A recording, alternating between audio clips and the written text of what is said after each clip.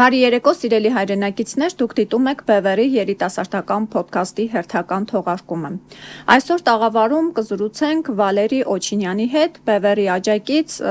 Ալավերդից։ Բարի երեկո, Վալերի ջան, շնորհակալ եմ, որ այդքան ճանապարհ կտրեցիք, եկաք մեր հաղորդմանը մասնակցելու։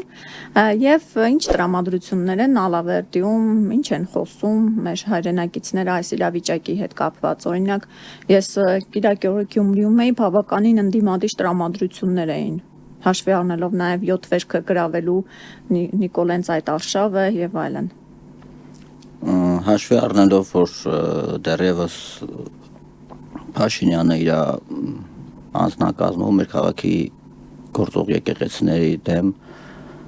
լավ որևէ քայլ, որևէ գործողություն չի արվել, համեմատաբար Գյումրու ու մնացած նաև աղարշապատի հետ մի քիչ հանգիստ է, բայց ժողովրդի մեջ տրամադրությունները հիմնականում նույնն է, ինչ որ մնացած բոլոր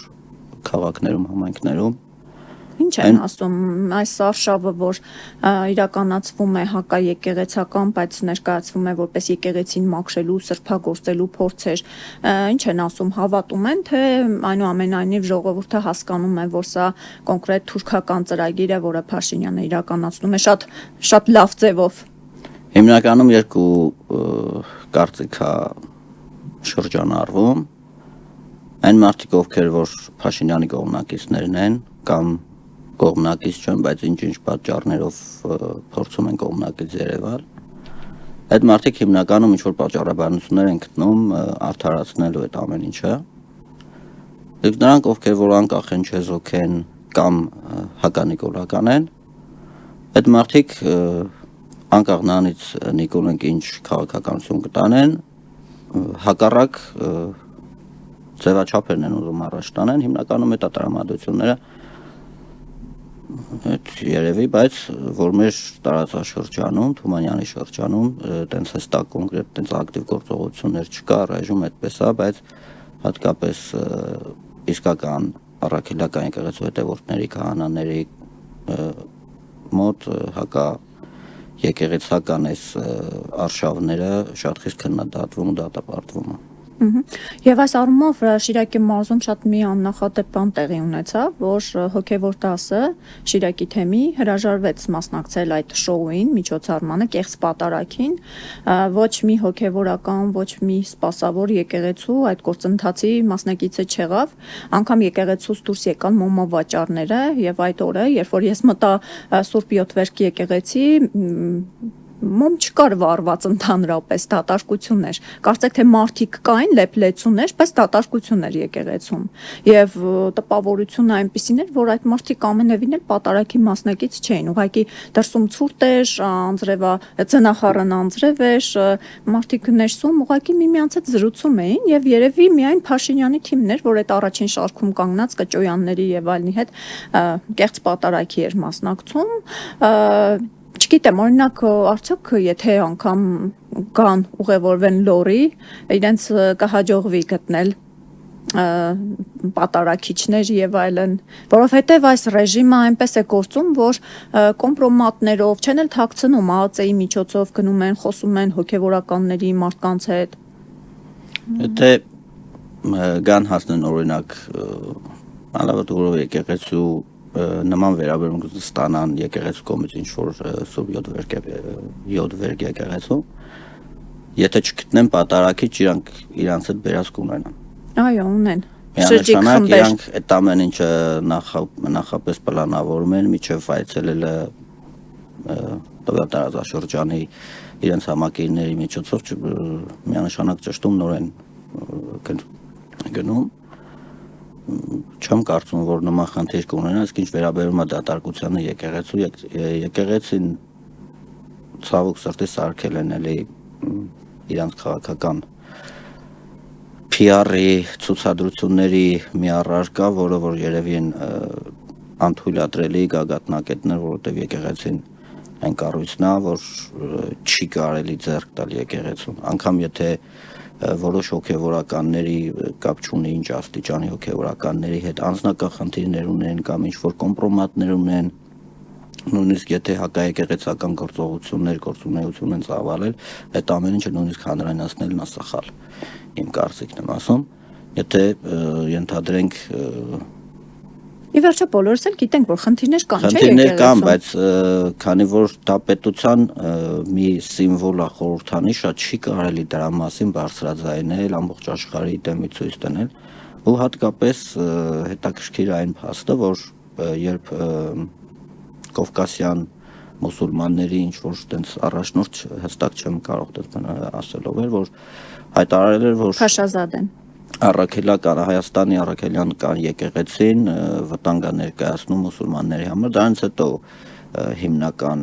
եկեղեցու դեմ այդ արշավները ավելի sense բուրըն ընթացք ստացան, մինչ այդ էլի եղել են, հատկապես երբ Բագրատ Սրբազան շարժումը սկսեց առաջնորդել, այդ ժամանակ կարելի է որոշակի հալածանքներ, բայց ոչ այս մասշտաբի։ Իսկ այդ Փաշազադեի հայտարարությունից հետո ավելի ծավալները մեծացան ու դա Տալիբանն է, որովհետև եկեղեցին հայ առաքելական սուրբ եկեղեցին էր միակ կառույցն է, որ մեր անկախություն պետականություն չունենալու ժամանակ պահպանել է մեր հայ լինելը, մեր մշակութային շատ ժառանգություններ եկեղեցու միջոցով պահպանվել է։ Հիմա Նիկոլ Փաշինյանն ասում է, որ պետք է փաստորեն եկեղեցին լինի իշխանությանը ենթակա կառույց։ Այն հոգևորականները, ովքեր Փաշինյանին կհնազանդվեն, իրենք պետք է ծառայեն եկեղեցում, իսկ ովքեր որ կնդիմանան, ինչպես նաև քաղաքացիական անձինք, այսինքն ոչ հոգևորականները, այլախոհները, բոլորը քաղաքական գործիչ կլինի, ով կլինի, չի լինի, բոլորը մեկ էլ մի րոպեում կհայտնվեն բանտում, որովհետև իրենք հակառակ կարծիք ունեն ի տարբերություն իրենց։ Սա արդյոք նորմալ է, արդյոք ճիշտ է եկեղեցին սարքել իշխանությանը հնազանդ կառույց եւ ինչպես պետք է սրա դեմն առնել։ Նախ ասեմ, որ հնարավոր չի, դա չի ստացվի։ Ինձ թվում է եկեղեցու դեմ էս ներպետական հալածանքները ավելի հին ու խորը պատճառներ ունեն։ Այ օրինակ, եթե պատկերացնեք sense մի բան, որ Սրբազան շարժումը երբ որ սկսվեց, բացի Բագրատ Սրբազանին, մյուս թեմերի առաջնորդներն էլ իրենց հոգևորականների, թեմերի հոգևորականների ու առաքելական եկեղեցու հետևորդների հետ նույնպես դուրս գային փողոց ու շարժվեին դեպի Երևան։ Արդյոք այդ նույն ուշային կառույցների կողմից հնարավոր կլեր այդ ամեն ինչը վերահսկել ու ճնշել։ Եկեղեցին հիմա միակ կառույցն է, որը դեռ ուժ ունի այս ռեժիմի դեմ պայքարելու ու դա երևի միակ ձևն է եկեղեցու մեջ պառակտումներ մտցնելը, որպեսզի չհամախմբվեն ու չփորձեն պայքարը սկսել։ Բայց ուժային այսպիսի կառույցներով մենք տեսանք 7 վերք եկեղեցին ինչպես էին պաշարել։ Մի քանի այսպես շերտով ոստիկանությունը շարված էր, որպեսզի նրանք ովքեր այդ պատարագի մասնակից չեն, չգան, չփորձեն ինչ-որ խանգարել կամ չմտնեն 7 վերք։ Սա ինչ-որ խայտառակություն էր եկեղեցին հայ մարդու առաջ երբևէ փակ չի եղել, անգամ կապարակնքեցին եկեղեցու դռները եւ ես ուզում եմ ասել, որ այդ օրը որ ասում են Գյումրիից, Շիրակի մարզից կամ մյուս հավատավոր ժողովուրդը այդ օրը պատարագի էր մասնակցում դեմ դիմաց գտնվող ամենափրկիչ եկեղեցում, իսկ 7 վերգում Նիկոլ Փաշինյանի ռեժիմի պարտադրանքով եկած մարտիկ էին, որովհետեւ դրանից 1 օր 2 օր առաջ հրապարակվեցին հաղորդագրություններ, որ կուսակցականներին կոնկրետ հրահանգ է տրված քաղաքացիական պայմանագրի անդամներին անպայման այդ օրը ժամը 9:40 կիրակի օր լինել 7 վերք եկեղեցու բակում։ Այսինքն պարզ էր արդեն, որ այդտեղ Շիրակի մարզի ժողովուրդը չէր, կամ եթե կային համայնքներից որոշակի մարդիկներ կային, հիմնականում տարեցներն էին, ովքեր գալիս էին լրագրողների վրա էին հարձակվում եւ այլն, ու զարմանալի է, որ հենց այդ տարիքով տատիկ պապիկներն են Նիկոլ Փաշինյանին պաշտպանում։ Ես չեմ հասկանում, սա ինչի հետ է կապված։ Արդյոք այդ մարդիկ չեն գիտակցում մեզ ինչ աղետի առաջ է կանգնեցրել։ Ճիշտ է, շատ խոսում ենք իրենց հետ, բացատրում ենք վիճակը, բայց մարդիկ գալիս են, ասենք, ատամներով պահում են, ասում են, ինչ եք եկել, թողեք Նիկոլը, բան, կամ վայ մեռնիմ ջանիդ Նիկոլ Նիկոլ Փաշինյան, չգիտեմ, սա շոուի մի մաս էր, թե ինչ էր, բայց ամենտեղ նկատում ենք այդ տատիկ պապիկներին, որ գալիս են ու Նիկոլ Փաշինյանն են պաշտպանում։ Չեմ կարող կարծիք ասել, թե ինչու հատկապես մեծահասակների կողմից այդ նվիրվածությունը Նիկոլի հանդեպ դրսևորվում, բայց ցավոք սրտի դա որովհետև օրերս անգամ վիրավորեց Թոշակառունեն, հիշում եք ազգային ժողովի ամբիոնից ասած դա ինչ պետք է անի 65 տարեկանից հետո ասում է աշխատանքային տարիք է, ինչ է եղել, թող դուրս կան, աշխատեն, բիզնես տնեն, բան։ Ես չեմ զարմանում նմանատիպ բաներից, որ երկրի վարչապետ հանդիսացող անձը կարա ազգային ժողովի ամբիոնից նման հայտարարություններ անի, որովհետև բազմաթիվ են նման օրինակները, չեմ ուզում հիշեմ։ Իսկ այն որ ձեր սկզբի հարցին անդրադառնամ 7 եկեղեցու թեմը, որ երկու եկեղեցիներում մի կողմում իր համակիրներն են, մյուս կողմում հավատացյալ հավատավոր ժողովուրդը, դա նորմալ է, այն անունը մոռացա մյուս եկեղեցում, որ Ստեփան Ասատրյանը Հովանավանքի դեպքերի ժամանակ էլի եթե մարդ կար, որ Նիկոլի թիմի հետ չէր գնացել, նա նույնպես իրավունք չուներ դեպքեր տեսանք մարդու վիզը ջարդելով, բերանը փակելով հանեցին։ Դա նորմալ չի, բայց սպասելի երևույթներ են ու ես չեմ զարմանում։ Այն ինչը որ հակապետական, հակազգային ու այդ տվնը ինչու այդ գործողությունները կատարում են նիկոլական ռեժիմի կողմից, ես ոչ մի բանից էլ չեմ զարմանում։ Առավել ևս Արցախի վերջնական հայաթափումից հետո Արցախահայության դեմ նման քաղաքականություն վարելուց հետո, որ մարդիկ չգիտեն Հայաստանում իրանք ապահով են, ակսորված են, փախստական են, ինչ են, այդ ամբողջ երևույթները տեսնելուց հետո ոչ մի բանից այլևս չեմ զարմանում, ինչը որ կարան իրանք կատարեն։ Եվ ցավալի էր, որ այդ ամեն ինչը իրականացվեց դեկտեմբերի 7-ի օրով, այդ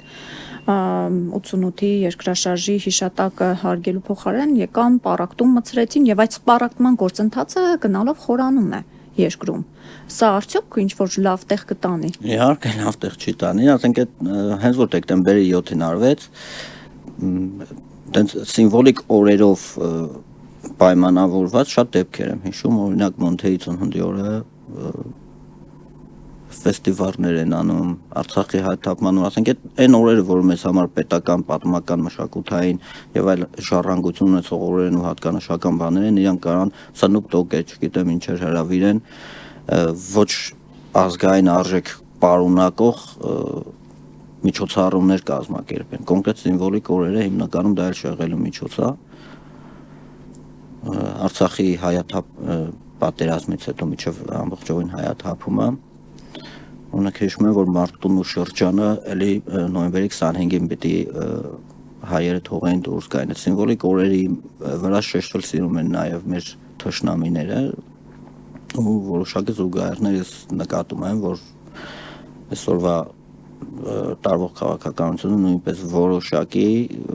ունի սիմվոլիկ օրերի վրա հակահայկական ազդեցություն թողնելու իրենց քաղաքականությունը այդպեսին է։ Այ խոսում են ժողովրդավարությունից, բայց մենք տեսնում ենք, որ ժողովրդավարության տարեր անգամ չեն մնացել։ Նիկոլ Փաշինյանը բռնապետ, որպես փոքրիկ բռնապետիկ է հանդես գալիս, ոստիկաններով պաշարված, ել չեմ ասում անվտանգության ծառայողները որքան շատ են, որ ասենք լրագրողներին մեզ օրինակ մի քանի հոգի բաներ անում, որ հանկարծ չկարողանանք ընդհանրապես Նիկոլ Փաշինյանին մոտենալ կամ հարց տալ, եւ այնտեղ ես նկատեցի Գյումրիում հենց Գյումրիում ապրող արցախցիների, ովքեր փորձում էին դիմումներ, նամակներ փոխանցել, մարդիկ եկել էին այդ վատ եղանակին, շատ այնպիսի վիճակում էր, որ նկատվում էր, որ սոցիալապես շատ խիստ վատ պայմաններում են այդ արտաքինից զգացվում էր, բայց անգամ անվտանգության աշխատողների միջոցով չկարողացան փոխանցել այդ նամակները Նիկոլ Փաշինյանին։ Ինքը բոլորին անտեսեց այդ օրը, այսպես գլուխը անկախ կամ չգիտեմ ինչ իր առաջը նայելով իր կուսակցականներով իր դրանց այն կողմ մարդ չտեսնելով լավ սա արդյոք դրսում չեն նկատում չեն տեսնում որ այս մարդը ժողովրդավարությունից այնքան է հեռացել որ ասենք ոնց կարող է ժողովրդավար վարչապետը կամ ընտրված վարչապետը ինքը սիրում է չէ ամեն քայլափոխի շեշտել թե լեգիտիմ եմ ինձ ժողովուրդը ընտրել է եւ այլն լավ է դեպքում հեծանիվ է իշ քշում կամ շոու է ցույց տալիս որ հեծանիվով էս գործի գնում բա մի հատ մոտենա է ժողովրդի հետ խոսեիր ի վերջո դեկտեմբերի 7-եր մարդիկ անօթևաններ կան Գյումրիում մինչև հիմա ոչ մի բան չուներ լսելու ինքը եկել էր զուտ իրենց այդ շոուն անեին ցույց տար այնտեղ Բաքվին կամ չգիտեմ Անկարային որ էս էլ արեցինք այ մտանք եկեղեցին գրավեցինք էլ չեն ասում դա ինչքան ամոթ է մեզ համար Մեզ համար միգուցե իրանք դա նորմալ են համարում այն որ քաղաքացիների նամակները չի փորձել վերցնել ինքը հավանաբար նման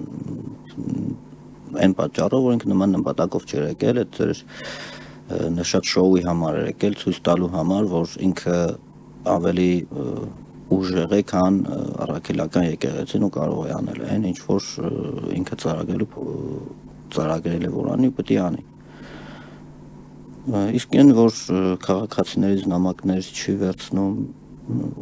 ինչ որ խնդրանքի կամ անկախ նրանից թե ինչի համար ուզում եմ ասել իրենք ժողովրդից այնքան են կտրվել դա նորություն չի դա ու զարմանալի չի ես չեմ զարմանում այդ ամեն ինչ օրինակ ինչն է պատճառը վախը վախենում են իհարկե վախը ինչից են վախենում պատժվելուց իշխանապահություն եթե հնարավոր լինի ընտրությունների կամ այլ ճանապարհներով չգիտեմ ոնց որ ինքը իշխանության գալուց հետո նախկին նախագահների վրա փորձեց աշխատել միջև ընտրվելը դատելու են ոչ մի մուխ չի պլստալ բան նմանատիպ արտահայտություններ որ անում եկավ մի քիչ մուկնուկատու խաղացին բռնեն բաստողան բան մինչև հիմա անում են ու դա էլի է երկար է շարունակվելու քանի որ իմ կարծիքով այդ նույն պլանի ծրագրի կատարողներն են պրոստը անուններն է տարբեր ոչ մի տարբերություն չկա Նիկոլ Փաշինյան թե իրեն նախորդող մյուսները նույն ծրագիրը կատարող անձինք են Լավ, որ խոսում ենք պատժելուց, արդյոք մենք այդ տրամադրությունները նկատում ենք ժողովուրդը։ Ասենք ինչի պետք է ասենք պատժվի Միքայել Սրբազանը հայտարարության համար, բայց իր քարոզարշավների ժամանակ Նիկոլ Փաշինյանը որ փաստերով Սերժ Սարգսյանի ու Ռոբերտ Քոչարյանի մասին բաներ պատմում, բայց նրանք պետք է ազատության մեջ լինեն։ Եթե պատժելիություն պիտի լիներ, մի հայտարարություն կամ պորտկում Միքայել Սրբազանի կողմից պիտի լիներ ու ինքը դատապարտվեր, բայց իրան նշած են բազմաթիվ Պրիվեդրոբ եւ այլն մարտի 1, չգիտեմ, այդ ամեն ինչը շեշտեր, փաստեր ունենք, ապացույցներ ունենք ու այդ մարտիկ չպատժվեին։ Կամ հենց իրենք։ Դե իր ռեժիմը իրենց ռեժիմին էլ, ասենք, այս 26 թվականի նախընտրական ընտրությունների ժամանակ իրենց այսպես կոչված հակառակորդները, ընդդիմադիրները, իրանք էլ դրա մասին կխոսեն։ Հետո կգա 26 թվականի ընտրություններից առաջ, ոնց որ 21 թվականի ընտրություններին, Էլի Քոչարյանը, Սերժ Սարգսյանը ինչ որ երկար հաղորդում կտան, դուր կգան մարդաշատ հավաքներ անցկացնեն, որովհետեւ ոնց որ ժամանակ նույն ձևի մարդկանց աչքով ախացնեն, ասեն չէ, սրանք լավը չեն, լույս չէ Էլի Նիկոլը, քան նա ժողովրդին պես կշեղեն, մինչև հաջորդ սցենարները կստանան, իրանք ընդամենը դերակատարներ են, իրանք ոչ մեկ չի խաղում, չի կատարում են ինչ որ ինքն է սցենարները տված, իրանք կատարում են։ Այ հիմա մարդը ցույց է տալիս, որ իր դեմ խաղ չկա Նիկոլը, ինչ ասեց գժի նման դա անում է։ Օրինակ Արցախը հանձնեց, ասում է Արարատը պիտի մոռանաք, Արևմտյան Հայաստանի մասին պիտի մոռանաք, ինչ եք ձեր արմատների մասին խոսեք, այդ ամեն ինչը մեր պատմությունն է, պիտի մենք առաջ նայենք։ Սա է Հայաստանը, պետք չէ նստել այստեղ ու երազել ինչ որ ուրիշ Հայաստանի մասին։ Այս ամեն ինչը արել է մարդը ու մարսել է, մինչև հիմա այս մարդը իր դավաճանախմբով հանդերձ իշխանության է։ Հիմա ասում ենք չի հաջողվի եկեղեցին քանդել, բայց չէ որ հիմա ինքը կոնկրետ այդ գործն է անում։ Ինչու ենք վստահ, որ չի հաջողվելու դա իրեն։ Չեմ կարող բացատրեմ ինչի համար եմ վստահ, բայց չեմ հավատում։ Չեմ պատկերացնում, որովհետև եթե եկեղեցին էլ ասենք կործանեց, այդ մի համակարգն է միջև այսօր հնարավոր մնացել, որ հələ դեռ ամբողջովին չի կործանի, եթե դա էլ կործանվեց, ասենք ընդհանրապես հայի ու Հայաստանի կործանումն վերջի կետն է մնացել։ Մեր ինքնության խորհրդանիշներից հիմնասյուներից մեկն է եկեղեցին։ Եթե իրանք ասում են էսա մեր Հայաստանն, կարող է իրանք այդ են պատկերացնում, բայց հայազգի Արցախի մնացը իսկական հայ ու գենով ապրող մարդիկ դա չեն ընդունում ու չեն էլ ընդունելու։ Ինձ համար Արցախը Հայաստանը, Արարատը մեր լեռնը մեր սիմվոլն է, մեր պետական սիմվոլն է, իմ գաղափարը իմ մտքի մեջ չի կարող լինի հայ առանց Արարատի կամ Հայաստան առանց Արցախի, իրանք ուղղակի տենց են մտածում, բայց հայի մեջից դա չեն կարող անեն։ Շատ էլ որ իրանք հիմա Թուրքիա, Ադրբեջանի հետ ինչ որ բարեկամություն, բայց մեր խնդիրները հիմնականում էս էլ ասեմ, քանի որ խոսքը դրան հասավ։ Սկզբից թշնամի էին, հետո դառան հակառակորդ, հետո հարևան պետություն, հիմա տանում են դեպի բարեկամություն։ Չի կարա տենց բան լինի, Թուրքը միշտ եղել է հայ թշնամին, իսկական հայ թշնամին ու լինելու է հայ թշնամին, անկախ նրանից ինչ կլինի, թեկուզ են հողերի վերադարձ չնայած դա անհնար եմ համարում, բայց անգամ եթե դա լինի, նման բաներ լինի, Թուրքը մնալու է հայ թշնամի։ Բայց ասում եմ ինչև երբ թշնամացածը ապրենք, մենք մեր հարևան երկրների հետ պետք է ունենանք բարիդրացիական հարաբերություններ։ Բարիդրացիական ինչ որ ճանապարհների հարևանություն, հարևանություն ալի չնշանակում ենք թշնամին չէ։ Իհարկե հարևանություն արա դու ուզում ես արա, բայց եթե ինքը դա արդեն պետական փոխշահավետ եթե գործողություններ կարող է կատարվել, արա այդ հարևանությունը տարա, բայց որ ինքը կարող չլինի քո թշնամին չի կարող։ Ես չեմ կարող ասենք բարեկամություն անեմ ադրբեջանցու հետ, ձեռքը սեղմեմ։ Ասել թուրքի ձեռքը սեղմել, թուրքի կոկորդը պետք է սեղմես ընդհանրապես խեղդելու նպատակով, թուրքի ոչ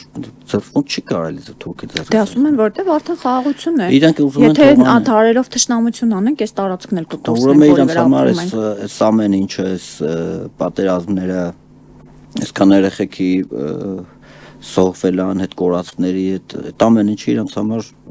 չգիտեմ ինչ արժեք ունի, չեմ կարող բացատրեմ, ինձ համար դա այսօր անփոխարինելի սրբություն է, որ դա չի կարելի մոռանալ, դա չի կարելի ուրանալ, դա չի կարելի փոխարինել ինչ որ բարեկամի կամ հարևանի կամ ինչ որ առևտրի նպատակով ինչ որ մեկի հետ բարդություն չեմ կարող պատկերացնել, որ դա կարող լինի։ Դե հիմա իրենք էլ ասում են մեր տղաները ընկան, այդքան զոհեր տվեցինք, բայց հիմա իրենց ասելիք ունենք, որ այս խաղաղությունն ենք մենք ձեռք բերել։ Դա խաղաղություն չի։ Չեմ այդ տղաներից ոչ մեկ չէր ուզի խաղաղությամբ ապրի վիզը ծռած։ Այդ տղեկը բոլորը գլուխները բարձր գնացել են, բայց ոչ թե իհարկե խաղաղության նպատակով, բայց ոչ այս խաղաղություն չի։ Լավ ինքը ասում է, մարդը ասում է, եթե համաձայն չեք, ունեք անհամաձայնություններ այս իրավիճակում, ուր եք, բա ես չեմ տեսնում, ասում է փողոցում այդ ժողովրդին, ով որ համաձայն չէ այս ամեն ինչի։ Հա, լավ, դուրս գանք փողոց, հենց հիմա դուրս գանք փողոց, էլ ոստիկանները գալու հավաքելու տանելու են, դա ինչ արդյունք է տալու։ Այդ ընդհանրապես փողոց դուրս գալով մի անգամ չէ, երկու անգամ չէ 20 թվականից քանի անգամ են հավաքել ոստիկանական ուժերով ճնշում են ու վերջ, ասում են ոչ մի բան չկա նորմալ։ Կամ ասում է համաձայն չեն կգնան ընտրություններին, թեմ կքվեարկեն ՔՊ-ին, բայց ինքը վստահ է, որ քանի որ ՔՊ-ին բան է համարում, ժողովուրդը իշխանության է ասում է։ Եվ ժողովուրդը ջախջախից հաղթանակ կտանի 2026-ին, այսինքն ՔՊ-ն ջախջախիչ հաղթանակ է տանելու։ Ինչու է ինքը այսքան վստահ։ Կեղծելու են։ Չեմ կարող ասեմ, բայց այն որ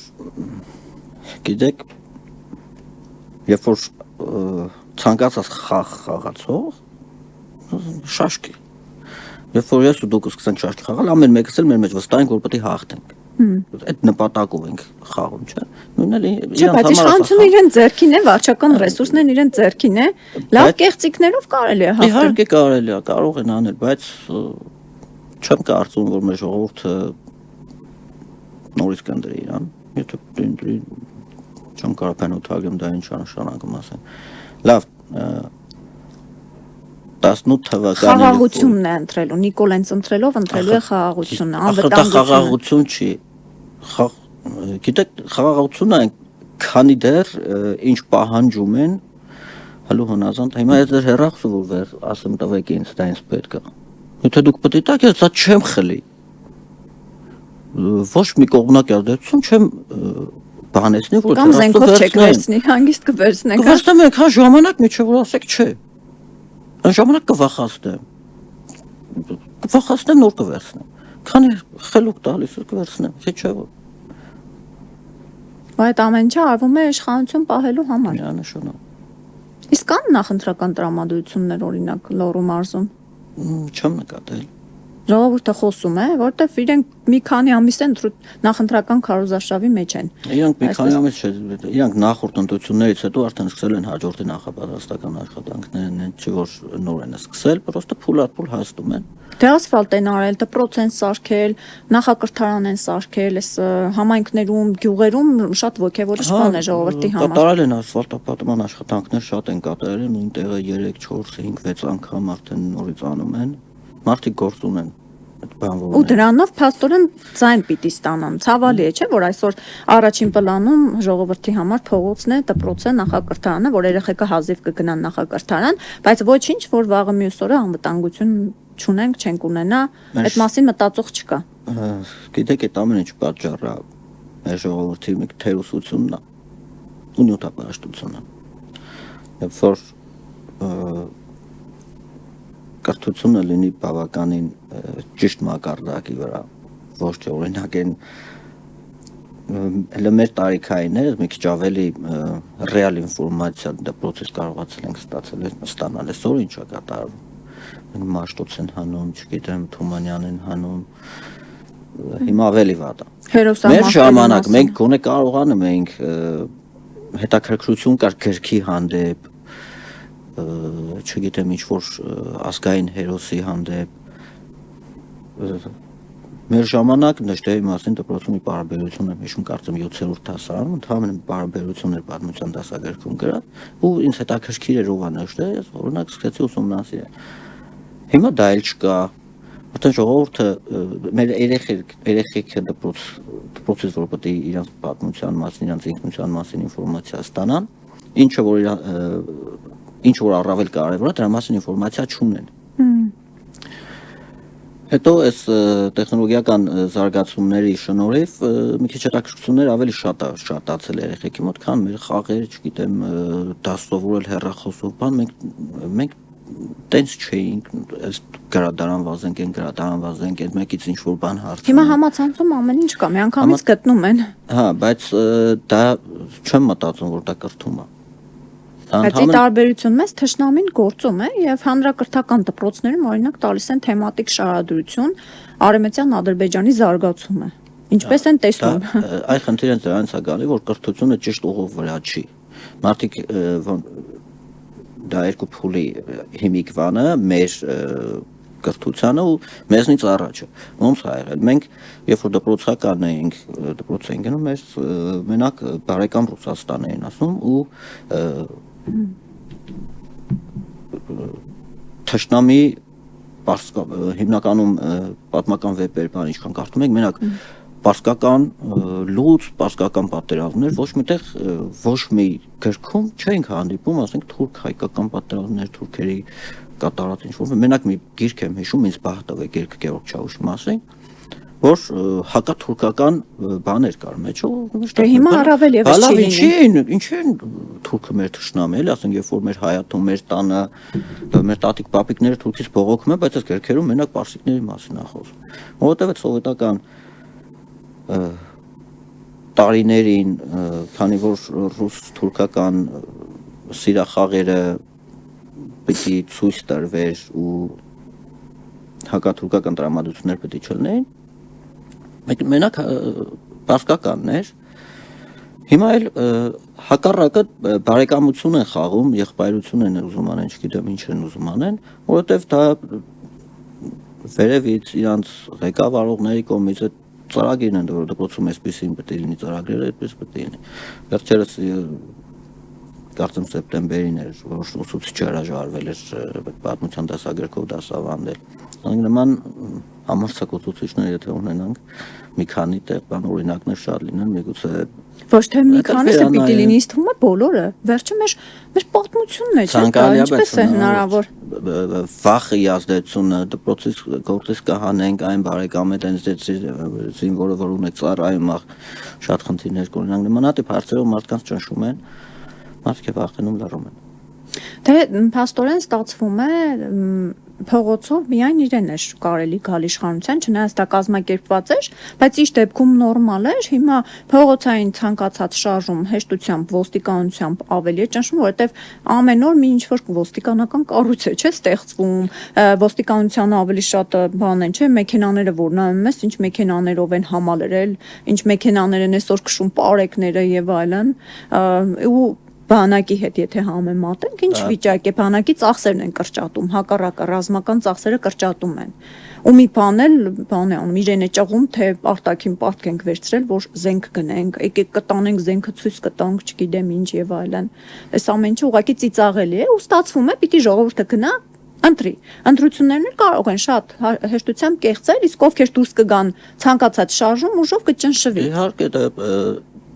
ոչ թե արդեն նախադեպերը ունեցել են, որ որևէ շարժում,